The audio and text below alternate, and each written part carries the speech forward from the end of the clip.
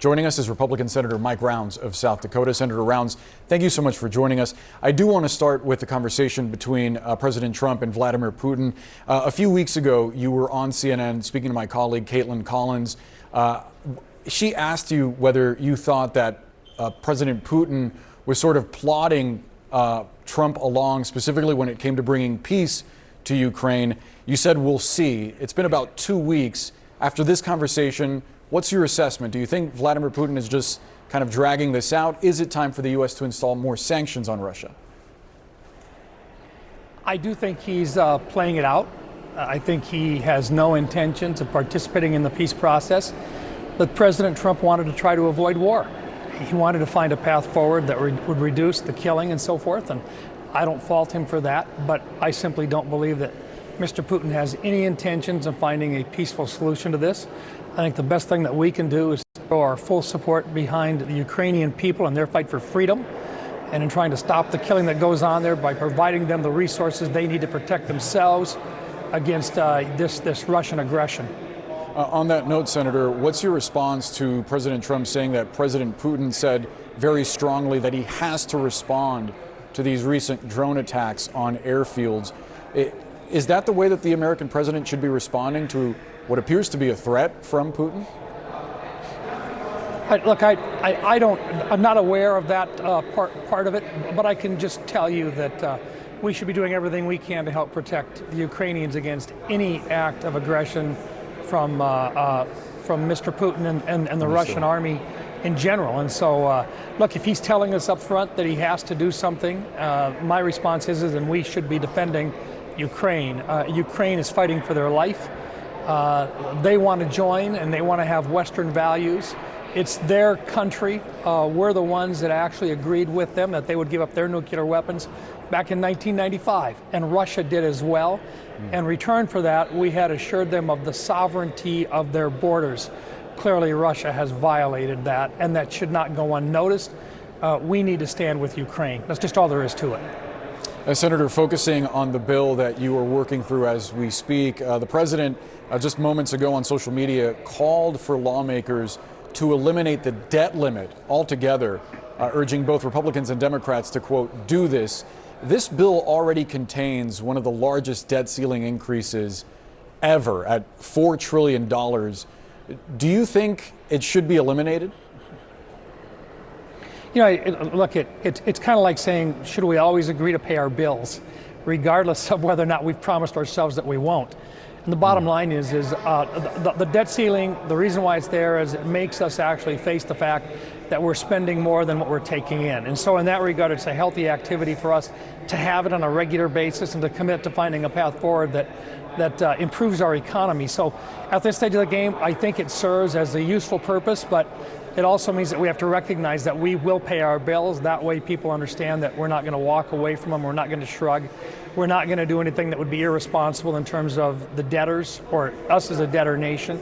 So those individuals that have invested in us know that we'll always pay the bills. Right now, it's simply an exercise that we use to try to find a path forward that reduces that debt. We all know we've got to reduce the debt on a year-to-year basis. To that point, Senator, this bill, the way it stands now, according to the Congressional Budget Office, would add to the bills that the United States has to pay. Some $2.5 trillion it's estimated to add to the deficit. Are you concerned that this bill is fiscally irresponsible? Look, I view this bill as doing exactly the opposite. First of all, the CBO doesn't use dynamic scoring. They reject the idea that if you continue the existing tax rate at their current structure, which is what this bill does, that we'll have any improvement in the economy. We already know that we're going to get an improvement in the economy just by improving the confidence of investors that we're going to have a long-term permanent tax rate in place. The second piece on it is that if you grow the economy, you will bring in more revenue than if you don't. And finally, when they talk about this debt going down, what they're saying is yes, if you raise the average tax on an American family by $2,400 a year, I'm most certain that those folks would love to be able to claim that they're happy to pay a part of the debt down. bottom line is American families can't afford another $2,400 increase in their taxes. That's on a per family basis in South Dakota. No, we're not going to do that to the American public. We're going to continue this existing tax rate at the current tax rate it is, and in doing so, we will grow this economy. Of that, we are convinced we are right. I do have a question for you on taxes, but specifically your view that the Congressional Budget Office is off with these estimates. Your website cites the Congressional Budget Office something like 9 times, and you've talked about supporting a balanced budget amendment to add to the Constitution so that the government could balance its books. You're saying that you don't trust the CBO at all, even though your website cites it numerous times, and that you do not believe that this bill would make the situation worse? First of all, we do use the Congressional Budget Office when they talk about dollars and cents, but in this case, they're talking about a projection, and the projection that they use is not using dynamic scoring. In other words, what they're saying is it doesn't matter whether or not you reduce tax rates.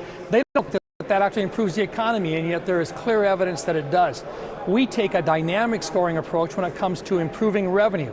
The question is do we have a rate that will allow the economy to continue to improve? We think it will, and in fact, in the 2017 tax bill that we're extending right now, we saw that.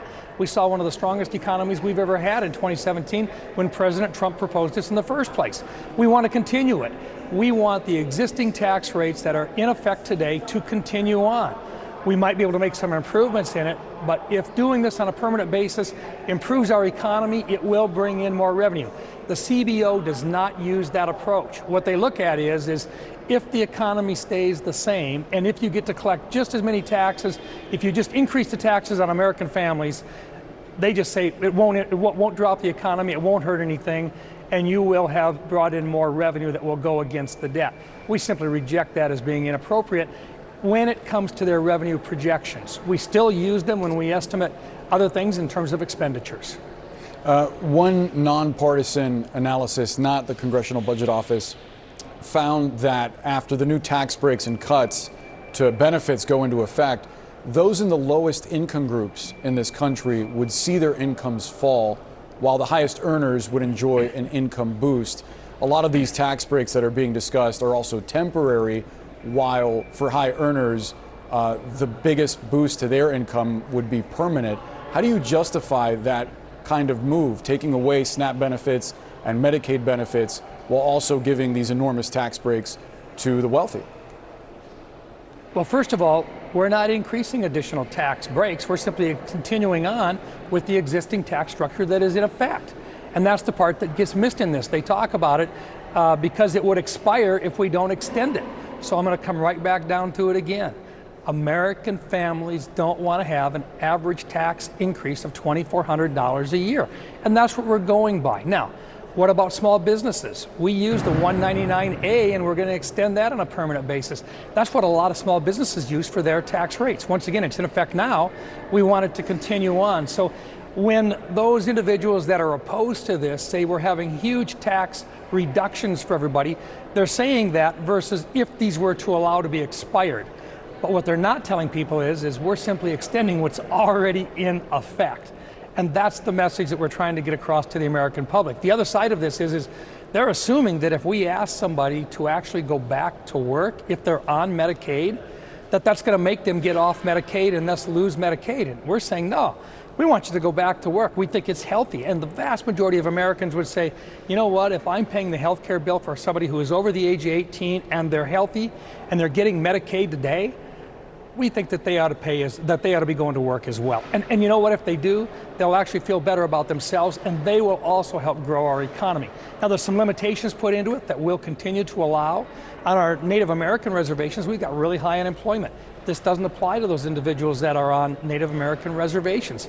So we're trying to build those in. We're trying to be reasonable in that approach. But we do think the American public would agree, if you can work and you're over the age of 18, you probably ought to go back to work if you want to have the rest of the taxpayers subsidize your health care. Senator Mike Rounds, we have to leave the conversation there. Appreciate you joining us. All right. No, thank you. Appreciate the opportunity.